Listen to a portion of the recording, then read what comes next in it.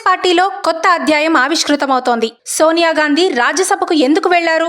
నాడు ఇందిరా, నేడు సోనియా రాజ్యసభకు వెళ్లడానికి దారితీసిన పరిస్థితులేంటి? సోనియా గాంధీ ఎందుకు ప్రత్యక్ష రాజకీయాలను వదులుకున్నారు? 1999 నుంచి సోనియా గాంధీ లోక్సభకు ఎన్నికవుతూ వచ్చారు. తాజాగా ఆమె ప్రత్యక్ష రాజకీయాల్లో పాల్గొనరాదని నిర్ణయించారు. పార్టీ ప్రతిపక్షంలో ఉన్నప్పుడు మార్గదర్శనం చేసిన సోనియా కాంగ్రెస్ అధికారంలో ఉన్నప్పుడు యూపీఏ చైర్పర్సన్ గా తిరుగులేని అధికారాన్ని అనుభవించారు. మొన్న కాంగ్రెస్ అధ్యక్ష బాధ్యతల నుంచి తప్పుకున్న సోనియా గాంధీ ప్రస్తుతం ప్రత్యక్ష రాజకీయాల నుంచి సైతం వైదొలగాలని నిర్ణయించుకున్నారు. సోనియా గాంధీ లోక్సభ సభ్యురాలుగా 25 ఏళ్లు పూర్తి చేశారు. ఇది ఒక ఎంపీగా చాలా పెద్ద కాలం. ప్రత్యర్థుల నుంచి విదేశీయురాలంటూ విమర్శలు ఎదుర్కొన్నప్పటికీ మొక్కవోని ధైర్యంతో ఆమె రాజకీయాలు కొనసాగించారు. కాంగ్రెస్ పార్టీ అయోమయం గందరగోళంగా ఉన్న సమయంలో నేతృత్వం వహించి పార్టీని గాడిన పెట్టారు.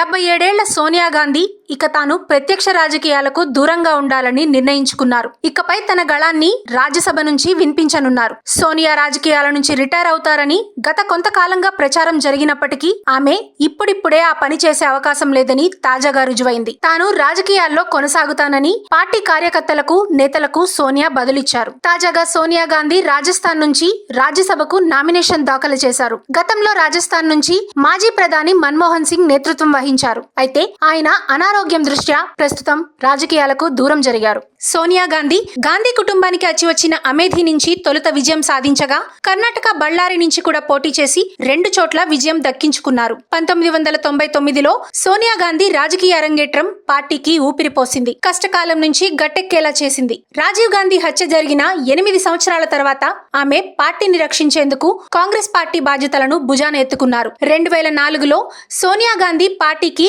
కంచుకోట అయిన రాయ్ బరేలీ నుంచి బరిలో దిగారు. నాటి నుంచి నేటి వరకు ఆమె అక్కడి నుంచి ఎంపీగా విజయం సాధిస్తూ వచ్చారు. 1999 నుంచి పార్లమెంట్ లో కీలక డిబేట్లలో పాల్గొని పార్టీ వాయిస్ బలంగా వినిపించారు. మహిళా రిజర్వేషన్ బిల్లు విషయంలోనూ సోనియా ప్రభుత్వ తీరును ప్రశ్నించారు.